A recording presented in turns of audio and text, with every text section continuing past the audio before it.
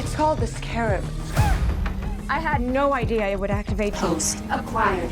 Who said that? Systems tracking 3, Okay, 2. it's gonna be okay. Blue Beetle is a comic book film where a nice kid is accidentally turned into a superhero and now must fight to save his family from an evil corporate CEO. It's like a Spider-Man, Iron Man, and RoboCop mashup with a Latino flair. The story and special effects are mediocre, but the focus on family makes this one worth seeing.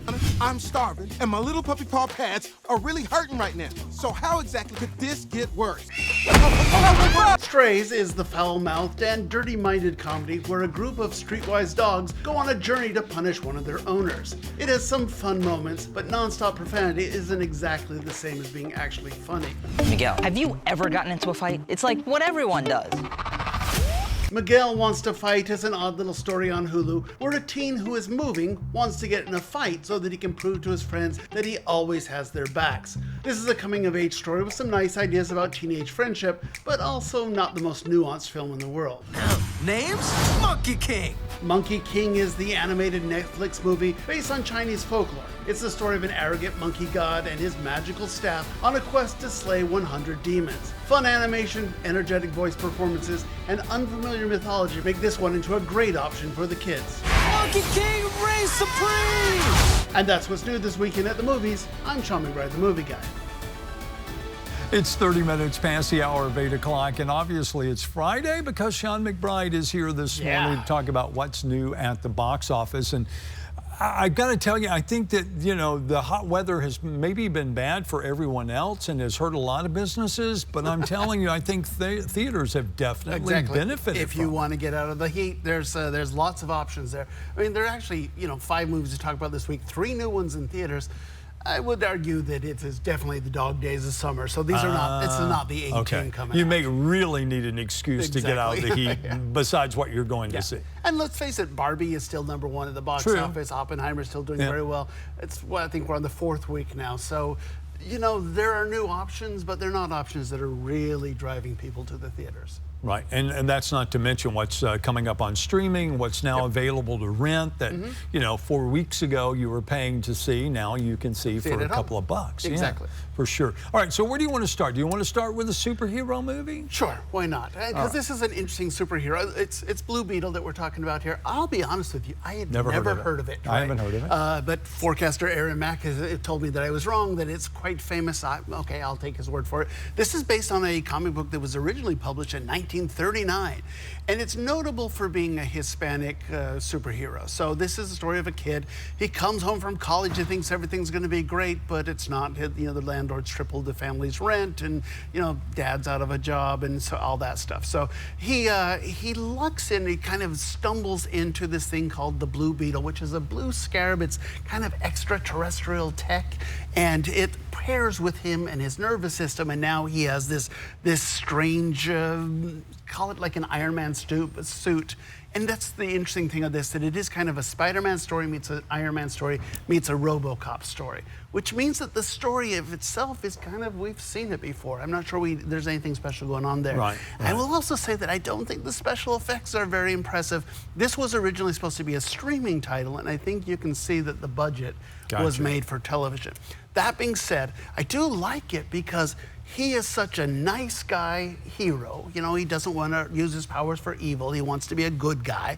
And his family is so much fun. He has a big extended immigrant family, and they're just mom and dad, unconditional love, crazy uncle with conspiracy theories played by George Lopez. He's a lot of fun. And the abuelita, the grandmother just has this hidden past that I think that's the reason to see this. And I think it's well done. Susan Sarandon there as the villain, I think she's phoning it in. I don't think the villain's good. I don't like the story. I don't like the special effects, but the family of it makes it worthwhile. Okay, so this one, maybe one that, again, wait a couple of weeks. It'll cost you a little less to see it at your house. It'll be on Max here pretty soon. Yeah, for sure. Exactly. All right, so that's one. We got 4 more to go. Jump wherever you want to go. Let's go to Strays. That's also the biggest of the... Strays may be the one that has the most notoriety. This was originally supposed to come out several months ago, and they delayed it. And I think most people think they delayed it because Jamie Foxx obviously had a medical emergency. It's Will Ferrell, Jamie Foxx. It's a talking dog movie, but more importantly, it is a very profane talking dog movie. I was looking at clips to, to put on TV. Not a single clip I can put on TV. Nothing but, F-bombs and just other swears. So then this is not even aimed at somebody who might want to go see a pet movie. No. Well, okay. I will say, there are, oh, that's a cute doggy. Oh, look at that puppy. That aspect still works here. But really, it's, oh, look at that dog behaving like the most venal human you've ever seen. So this would be the canine version of the teddy bear story that Ted, yeah, perhaps, yeah. And look, I think Will Ferrell's funny. I think he and Jamie Foxx have a nice rapport. There's good stuff here. There are genuine jokes. These are talented comedians / actors. And I think the special effects on getting the dogs to talk they're kind of hit and miss. I once made a movie where we had talking dogs, and I was in the editing department, so I still have I'm still traumatized by having to go through all this footage and find the moment where the cat looks like it could be talking, But hey, look, it's profane, it's funny. I'm not sure that I think that just swearing is genuinely funny. That's a crutch. That's kind of a lazy aspect. There are funny moments in it. I didn't hate it. I just didn't think it was as funny as perhaps it could have been given the talent involved. All right, so from Strays to... Let's also say one more that's in theaters this week that I didn't know was going to be here until yesterday afternoon. It suddenly appeared on the schedule. That's called Back on the Strip. And it's the story of this musician who goes to this magician who goes to Vegas and becomes part of the Chocolate Chips, which is a retired African-American burlesque dance crew, this male dance crew, and it's them putting the band back together. It's a lot like the Full Monty. Haven't seen it though, so I can't tell you. In fact, I don't think anyone's really seen it. It just kind of showed up out of the blue. Wow. So that's one to note that it's out there as well, because it's Wesley Snipes, it's Tiffany Haddish. It's got a good cast. Wow, Wesley Snipes. Yeah, exactly. Been a while. Yeah, exactly. Been a minute, for sure. All right, so what do we have left? So home streaming, a couple of interesting options here. Over on Hulu, let's talk about Miguel Wants to Fight, which is an odd movie. It's 4 kids living in New York and New York State, and he's moving, and so he feels like he's letting his gang down. And one of the things they're known for getting in skirmishes, and when they do, everyone jumps in and kind of punches somebody. And it's kind of how he proves that they've got their back. Well, before he leaves, he wants to get in a fight. He's never done that. He's just the nice guy. He's never done anything like that. So it's him trying to set up a fight. He's a big fan of fight movies and comic books, so a lot of this is done as if it was a Jackie Chan movie or The Matrix or something like that. Right. It's fun. I appreciate let's call it the independent spirit of it. It's not very, it's not sparkly like a major Hollywood studio would make it, but I think it's got some fun stuff. And it's an interesting story about teenagers, what they do to show that they love each other and support each other.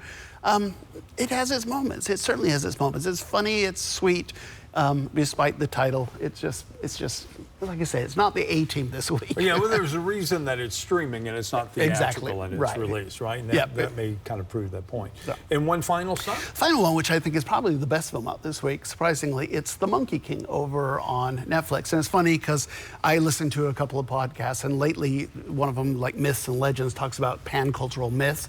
And I've been hearing a lot of Monkey King stories. That's a Chinese myth, It is Jimmy O Yang playing this monkey, this magical monkey that hatches out of a stone, and he gets this magical talking bow staff.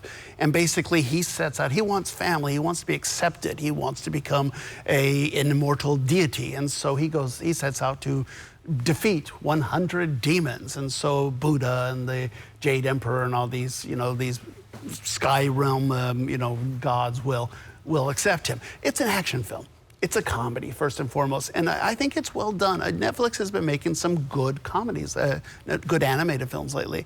And I appreciate that, if you're a parent, you can probably only show your kids so many Disney myths. I think that's one of the reasons that people loved stumbling into the Hayao Miyazaki movies, because it's a different cultural context for these myths. Well, here's another one, The Monkey King. This is just the opening. I mean, all those podcast stories that I've been listening to about The Monkey King, they're later adventures.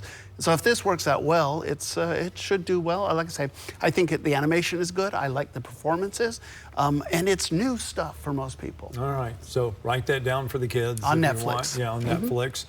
There are some others out there that are now streaming that you can buy. I noticed, like, for example, Flash. Flash which is out. was at the theaters not that long ago. Yeah. You can now rent at home. Flash, which bombed at the theater, so we'll probably bomb at home too. Well, but it's there. Yeah, If exactly. you're looking for something. Sooner or for a later, they're all long, coming. Hot weekend. Yeah. For sure. All right. So thank you, Sean, as always. Of course. We have anything coming up, or are we with? The other question is, how soon does the strike start affecting everything as far as production? That is actually the question, because as of now, we've only had a couple of titles, blink and move. But, like we were talking, they were saying that, The Exorcist, that's going to move. Well, I noticed they're still promoting it, so it's probably not moving yet.